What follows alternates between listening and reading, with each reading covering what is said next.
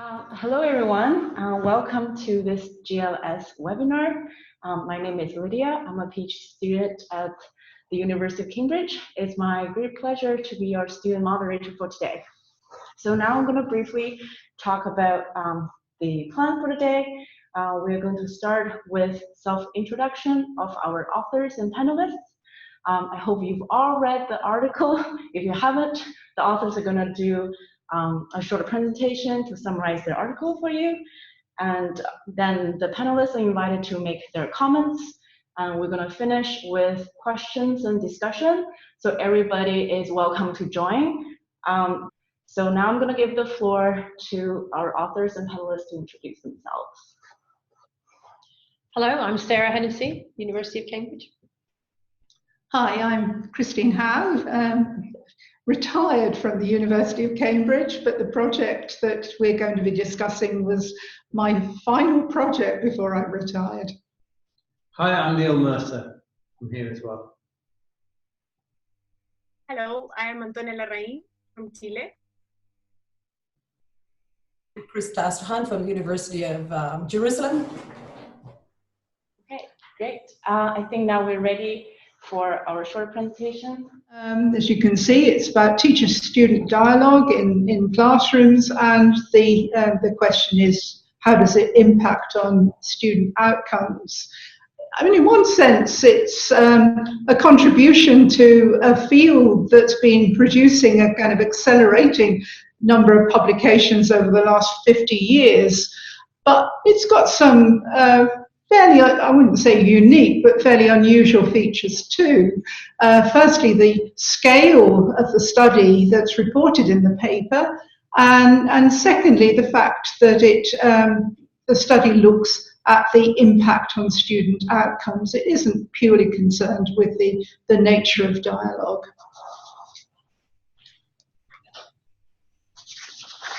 I should say, to put the paper in context, that the research that's reported in the paper is only part of a broader project.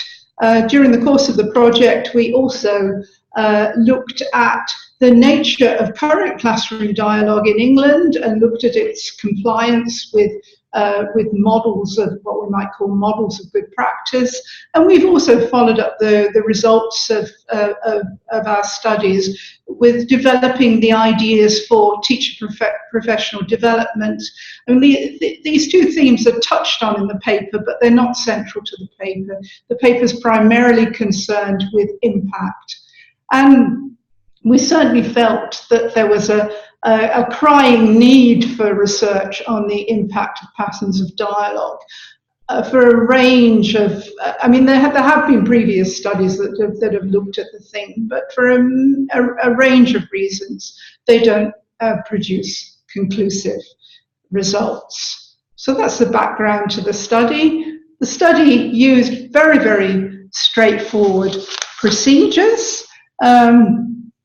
As I mentioned already, it was a fairly large-scale study. We had 72 classrooms. We recorded each classroom twice. We recorded the classrooms doing 2 different academic subjects, and we got quite a substantial amount of data from each classroom. We got about 130 minutes of recordings from the classrooms. And our classrooms couldn't have been more diverse in terms of socio-economic background, ethnicity, and so on, within the context of England where the study took place. Having made these recordings, we coded the dialogue using a comprehensive coding scheme that, as we saw it, represented a wide range of ideas about what constitutes productive dialogue, not just our own preconceptions. We were trying to be more wide-ranging than that. Our coding scheme operated on 2 levels. I think, again, this is a feature that's slightly unusual in the field as a whole. We coded speaker turns for actually initially 13 different characteristics, all informed by current literature on what constitutes productive dialogue. But we also rated the lessons as a whole for initially 5 different dimensions. Through a kind of lengthy process of data reduction, which is described in detail in the paper, we ended up with 7 turn level variables and 4 lesson level ratings. These are the ones on which our analysis for purposes of this paper are based. And in terms of the results, the 3 variables, 2 turn level and 1 lesson level, that are highlighted in red are the absolutely crucial ones.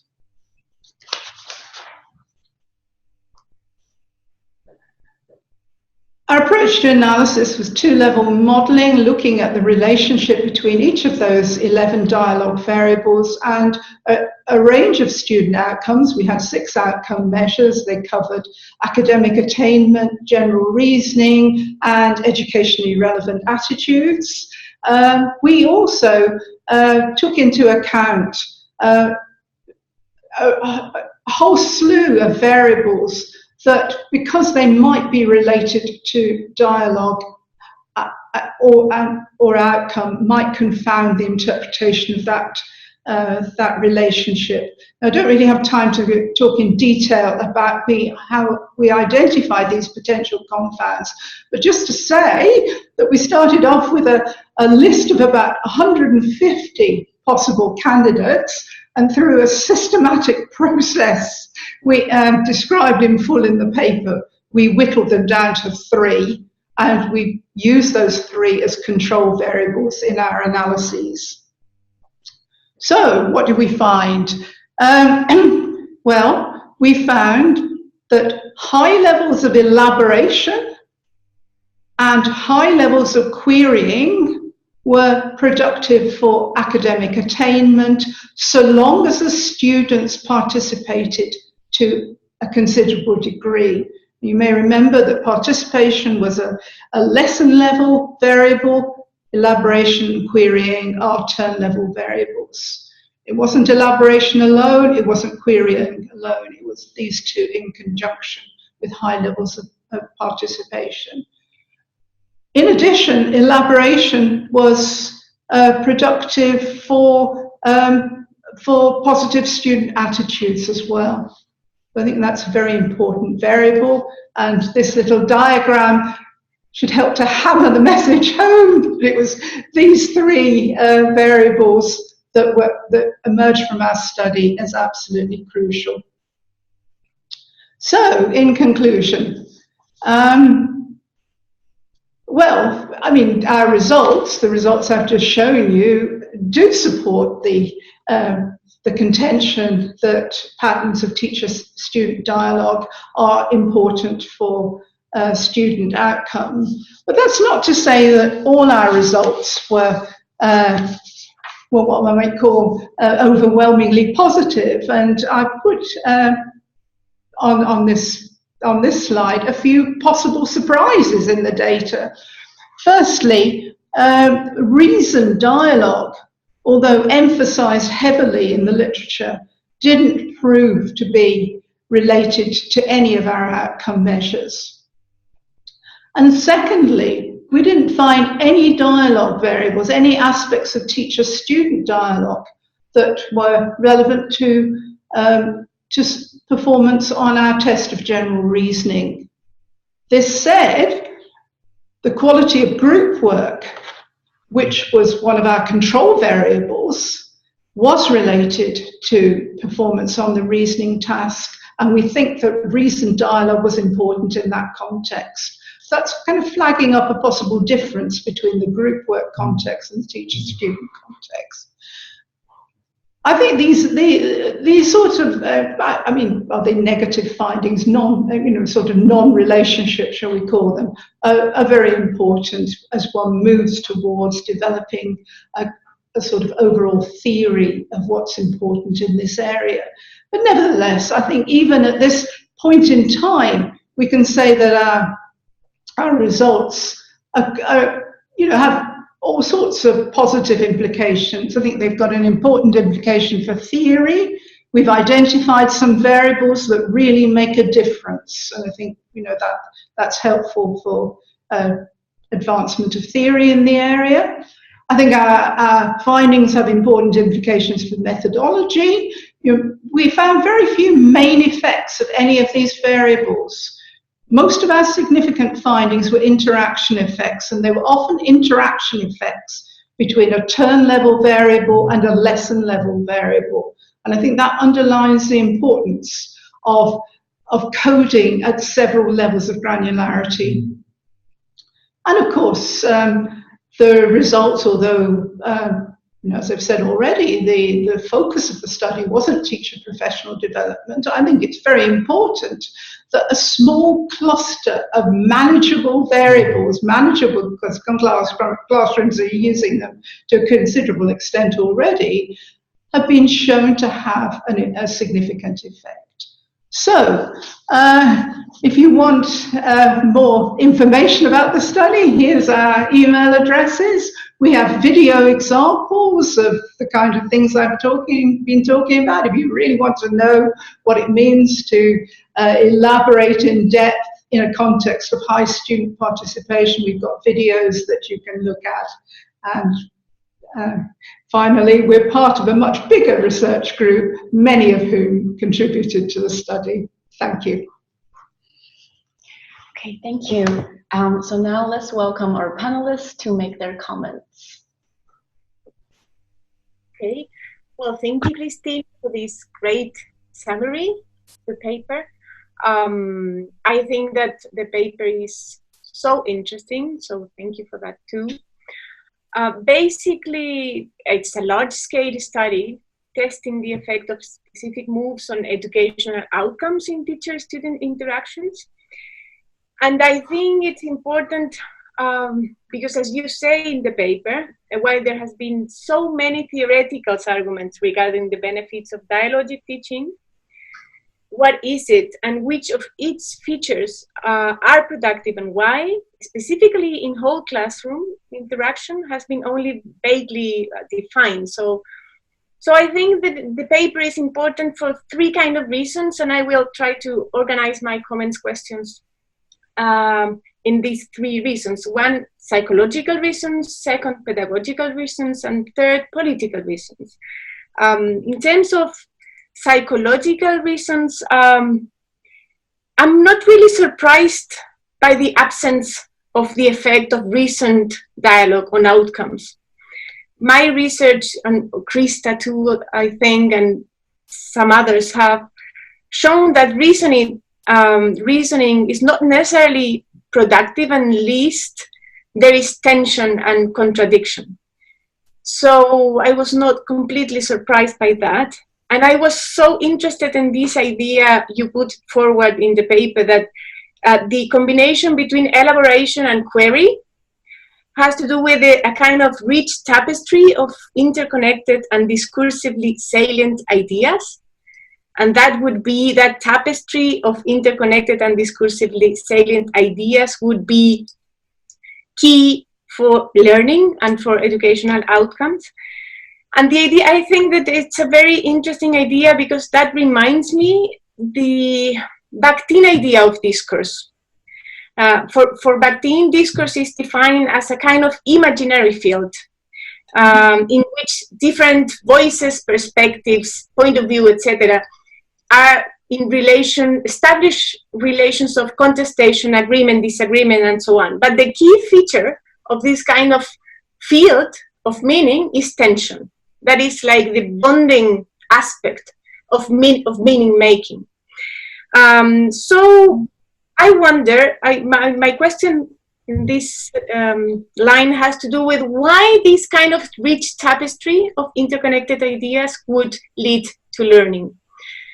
The papers suggest that metacognition has an important role, and that has been, like, I would say, a traditional explanation in a way. But I would like to put forward another idea, and the role played by imagination. I mean, this idea of a rich tapestry of interconnected idea makes me think that the active formulation of meaning, of images, of this kind of field of meaning has something important to say regarding learning. So that's my first question. What do you think about that idea? I mean, imagination beyond metacognition. Does imagination play any important role in learning? And of course, those who knows me know that I work in argumentation, and I also wonder what is the relation between this tapestry of interconnected and salient ideas and argumentation. How do you see that? Because for me, I read your results as saying that argumentation between students and teachers in whole class discourse is productive, for at least for math and language learning. And and also because the role of student participation, that is also very interesting. I mean, it is, my question is why participation is important? Why wouldn't it be enough to hearing this kind of tapestry of interconnected ideas? Why it's important to actively participate in constructing, in weaving the tapestry? So these are my psychological concerns. Regarding the pedagogical relevance of the paper, I would say that there is a clear direction to move forward from your paper. And I think, of course, it shows a path for professional development in a way that you say that it was also name of the project. But my question is, well, okay, which kind of professional development do we need? Because your papers suggest that we need a whole new way of talking in classrooms. And how do we learn to talk? We learn to talk by talking. So how can we achieve this kind of educational dialogue if we need to make teacher and students talking? It is not enough to tell them how to talk, because nobody learns how to talk by being told. So how do we, I don't know, scaffold or help teachers and communities to start talking in a whole new way? And my last comment has to do with a political point. I'm in Chile right now. I don't know if you know, but we are in a very, very, how do you say, unusual political situation for us. So I was reading the paper from that point of view as well. I mean, this kind of educational dialogue is important for learning, but also is important for political life, for legitimating power, for bridging logic and political logics. So this is a more open question. How do you imagine we can evaluate those kind of outcomes? I mean, if these kind of educational dialogues are also helpful for students and teachers as well in their social and political lives, are they impacting? You know, it is possible to think that this kind of dialogue in math, in language, in science would have an impact on that sphere of life. Thank you. Thank you, Antonia. Now let's welcome Krista to make her comments. Okay, after that, my comments seem kind of futile. After those big ideals and goals. Okay, well, first of all, let me applaud the authors. I mean, I've been hearing about this study for some time at conferences and everything, but reading it like very carefully again for this webinar has shown me, and it has convinced me again how exceptional this type of research is within the larger scope of research within dialogic teaching and learning.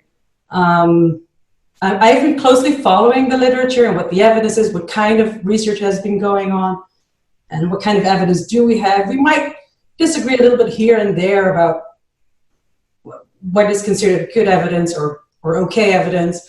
But overall, I wholeheartedly agree with that this type of, with the argument made by the authors in the paper, that this type of research is unique within this field. I mean, it is rigorous. It doesn't make any compromises. There's a whole lot of work that went into this.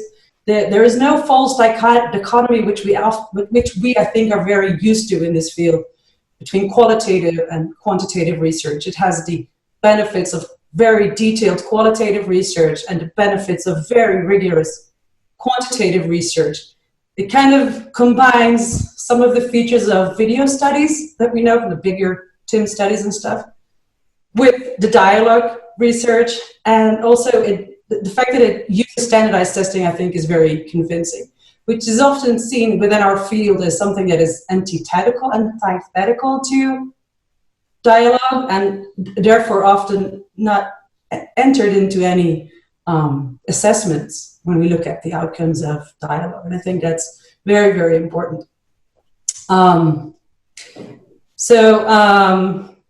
Okay, so after having applauded and recommended, I just wanted to touch on several things that struck me that I thought were interesting from the paper, not necessarily in any order of importance. And I think I wanted to start with the finding, which I found very interesting, that there was no relation or association or statistical association between the dialogue features and the reasoning test. And I think that the way that I read the reasoning test, I didn't really see all the items, based on the items that were exemplified in the paper, that it sounded a lot like an argumentation skill test, the items that were showcased. And this kind of reminded me that within the argumentation literature, whereas we often find that argumentation leads to better learning outcomes with regards to the content and disciplinary content, understanding content. But I think that overall, to find that that dialogue has an effect on argumentation skills, as measured with argumentation skill tests, has been rather disappointing, I would say, overall. I mean, there have been some positive effects, but there have also been many reports where there were no effects, even after heavy interventions. I'm just reminded also Alina Rezinskaya work, but also Diana Kuhn's work. I think that one of the Diana Kuhn's findings where they did find an effect, it took 2 years, if I'm not mistaken, of doing a dialogic argumentation every week for at least an hour or something. And then only after 2 years, we could see that there was an increase in argumentation skill tests. So, and this kind of, I think this was also mirrored in this paper. And maybe this is something that we should pay attention to. There could be different reasons.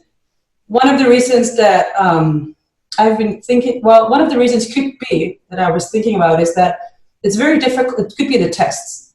It could be that argumentation skills is very difficult to assess. And usually there are different ways of doing it. Oftentimes it's based on essay writing, which is very difficult to code. And so one of the things could be that it's in the tests. Another option could be that whereas it is something that takes a lot of years to hone this skill, it's something for the long distance. And we cannot see any more like short term, even within a year, that the skills of argumentation are improved as the results of dialogue. And maybe it's both, I don't know. But I found that really interesting and something that has been bothering me personally when I've been reading up on the argumentation literature. And of course, if I'm wrong here, I didn't get the test right, that is also a possibility. One last thing that I've also found very interesting, I think Christine pointed it out in the last slide, is the fact that the reasoning was not found to predict anything in the teacher-student and the teacher-class dialogue. And I really like the suggestions and your thinking about this in the discussion section of the paper, which you also mentioned now in your slides presentation, that it kind of contradicts findings from the small group work literature, where we find that reasoning is usually predictive of improvements in learning outcomes.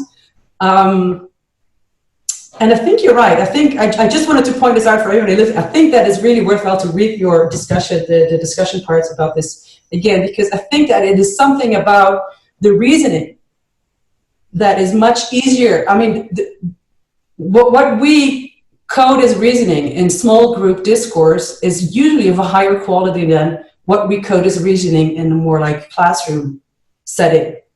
There's a lot of things that we would code as reasoning in a classroom settings that is very superficial. And it's very difficult to distinguish between the very deep reasoning and a more like superficial kind of reasoning. I mean, anytime somebody says because it is, or they give a reason, it would be coded as reasoning. And that's a challenge, I think, also for coding that I don't know how to solve. So I'm just going to leave it here and leave room for other people. So these were just some of my thoughts. Yeah, while we're doing, I would just like to, I think those are really interesting points, and they relate to things we've already discussed ourselves, I think. And I'll just take them and briefly go through what I thought. Antonia, your point about is imagination involved as a causal thing? I think that's a really interesting idea.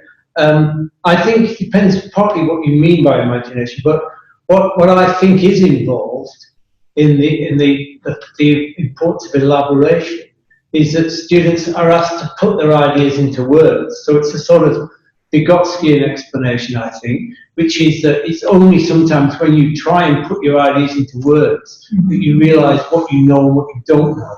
And if you're never asked to do that, but merely say yes or no, or give a very brief factual answer, then you'll never get that chance. So that's why I think if you truly imagination meaning imagining what you think and putting it into words, then I think that's good as an explanation. And related to it, you said, well, why is participation important? Well, I think it's because unless many children participate, they won't be testing their imagination. They won't be using their imagination. I mean, if it's only a few children elaborating their ideas, then the ones who won't be taking part in that active way. So the more that do, then the more likely they are to get that beneficial benefit of the first thing that you mentioned.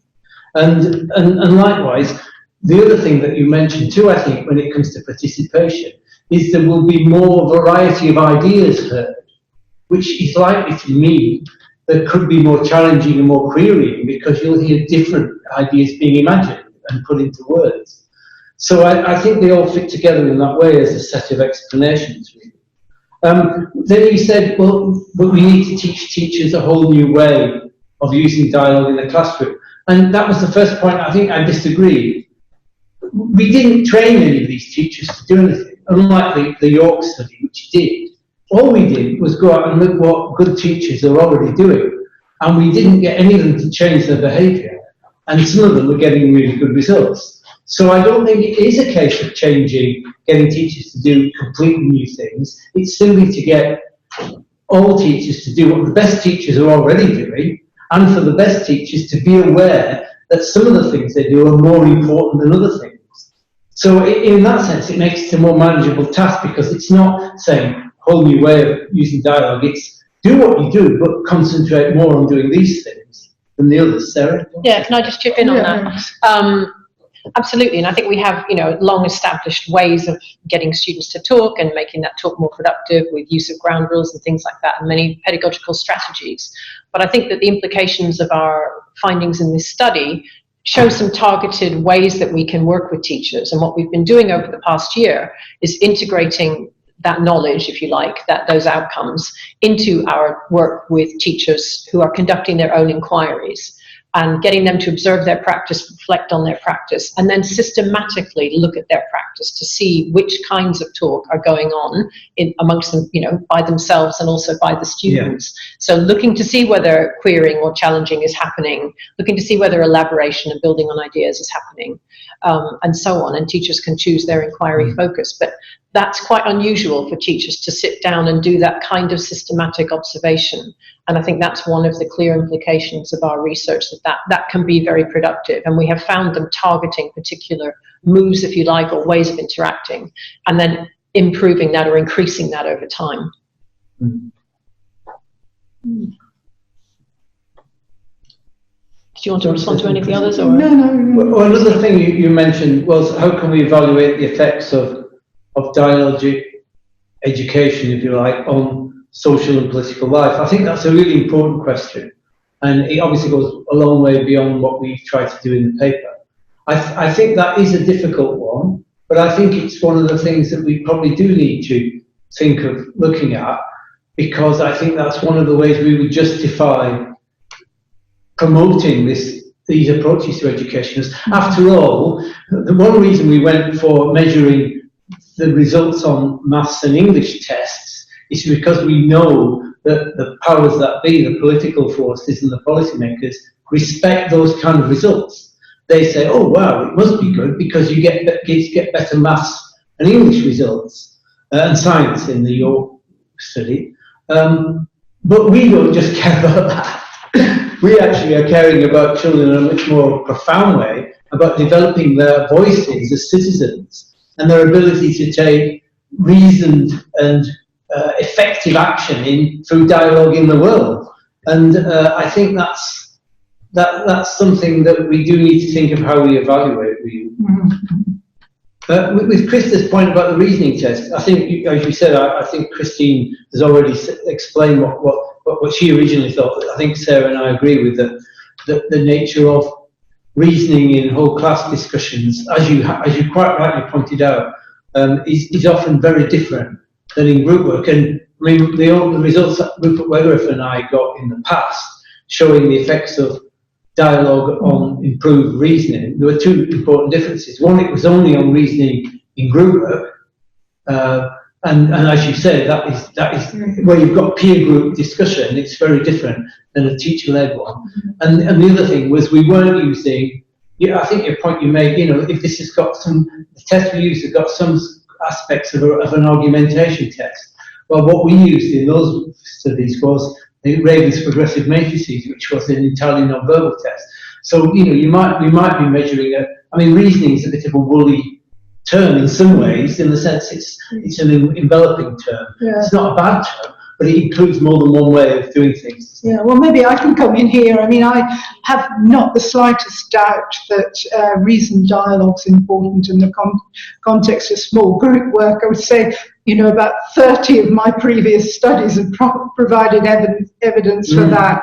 And although we didn't look at it in great depth in this study, I'm absolutely, I'd be 99% certain that reasoned dialogue was crucial for the impact of high quality group work on scores and the reasoning test in this study too. But there is a big difference between the way in which reasons are used in a small group context and the way in which the teachers do use them typically use them in the whole class setting. And the crucial difference is that the teachers typically leave no room for doubt as to whose reasons are correct. This absolutely critical element of reflection, perhaps related to what Antonio was talking about in terms of imagination, is lost in that discourse context. That's not to say it's impossible that teacher-student dialogue could take on this quality, but probably it is to say that it's not particularly natural in classrooms as they're currently constituted, whereas it is pretty natural in the context of small group work. Yeah, I was again wondering about the role of different perspectives, tension and contradiction, because even when reasoning dialogue in small groups here is predict outcome, I think that anyway there is different perspective. There is more likely than in small groups there are different perspectives and something that is discussed.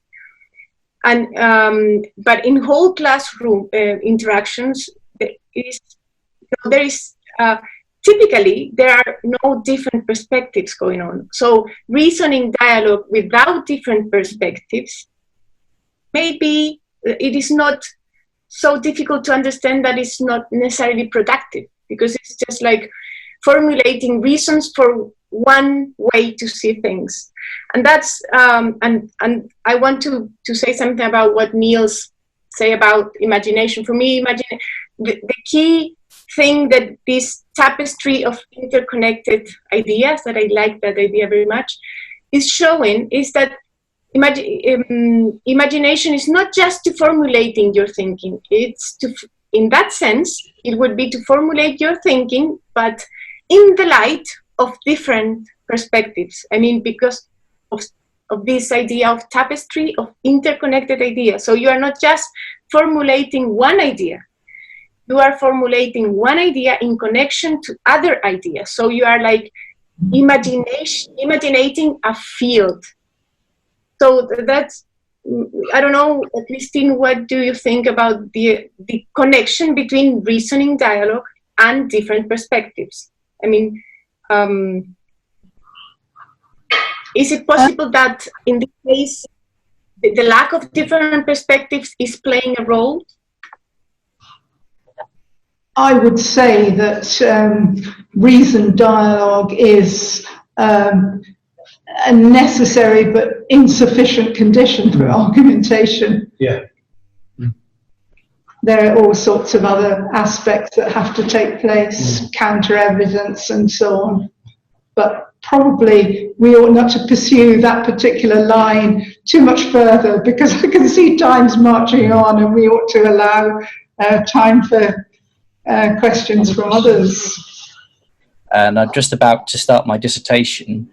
My concern is what Gordon Stobart calls management creep, which is when measuring is used for the purpose of a formative purpose to help teaching and learning, but because of different stakeholders and institutions becomes more summative and used to quantify an effect. We've seen that kind of thing with things like assessment for learning, or whether you believe that's just formative assessment or not is up to you. But what do we think about in terms of this pleasing other stakeholders, which I totally agree is important, policymakers, etc. Is there anything that we can do to ensure that it's for formative purposes rather than becoming changed by the need to be summative? Yeah. I mean, if I understand your question correctly, Martin, I think what Sarah said about the teacher professional development work partially answers it in terms of the strategies that they're using to support teachers in monitoring their, the dialogue that occurs in their classrooms. But maybe Sarah would like to say a little bit more.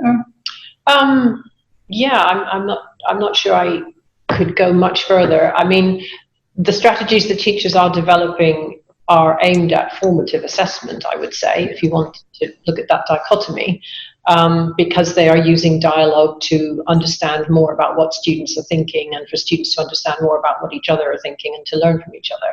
So it's really all geared towards that. I think the one thing I would say, I mean, I'm again very nervous of the ways that final, summative assessment has lays a dead hand on the sort of curriculum in the UK, with teachers feeling they've got to achieve certain results, and that's what they're doing. But the way I try and explain it to teachers is the sort of things we're saying that they should think of doing more and integrating in their practice. It's not a choice. I mean, we're getting better rates of participation, we're getting better results of attitudes towards schooling from the student. And as Antonio has hinted, you're helping them develop skills which are useful in their lives outside. but you're also getting better SATs results. So it's not like you've got to stop doing these things we're saying in order to get really good summative assessments. We're saying this is what getting good summative assessments. And if you can offer that as it's not like, here's another thing you've got to worry about, it's almost, you crack this too. And I think that is in one way of making it a more acceptable message and a more practical, without bending any of the truth.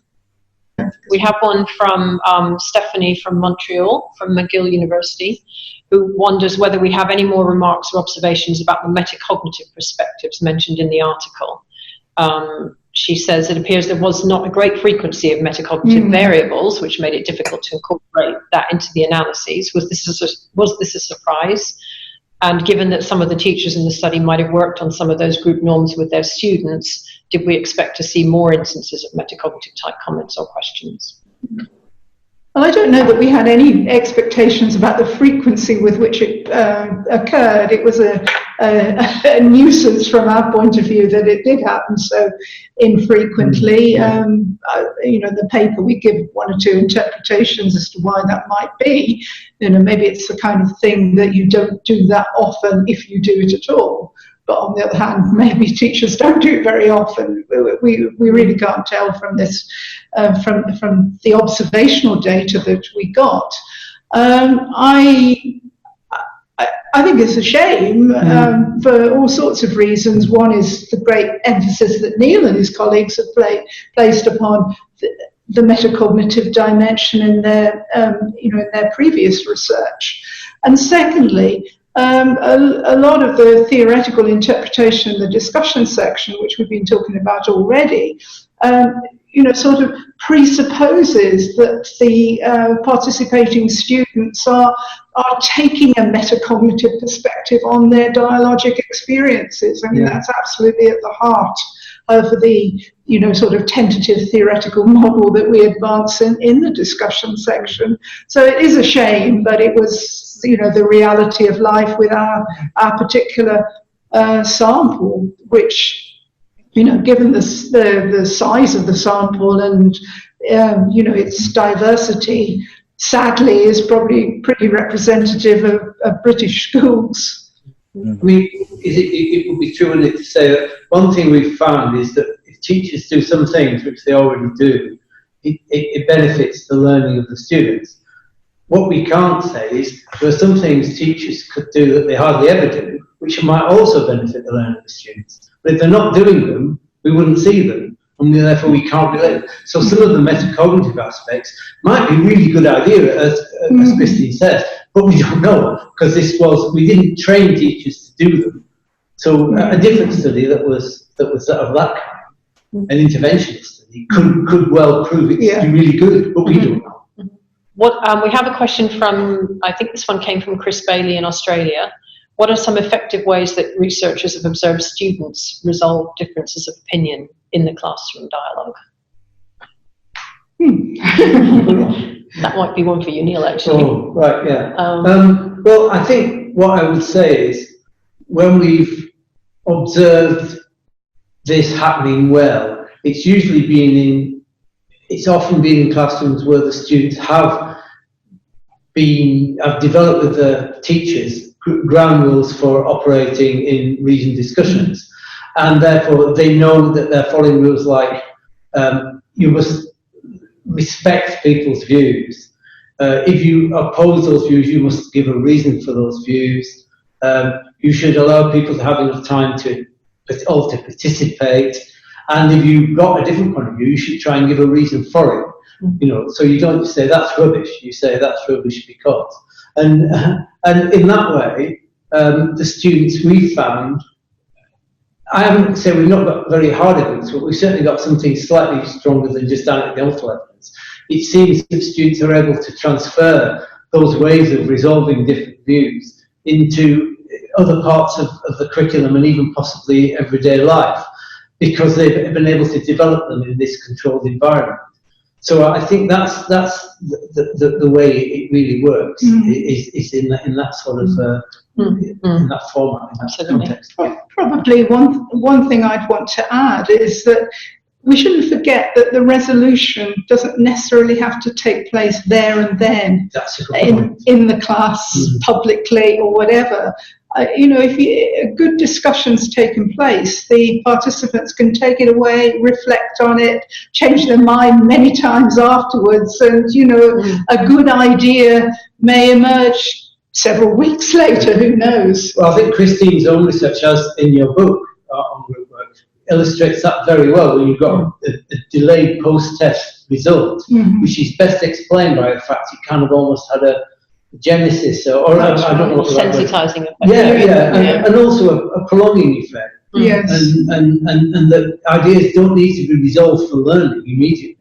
In fact, sometimes it's better if they're not, because you get a more profound reorganization of thinking. That's right. Well, thank you everybody for your participation, and thank you our authors and panelists for such a productive dialogue we just had. And thank you. Yeah. Thank you very much, Thank everyone. you. And keep in touch with us. Yeah.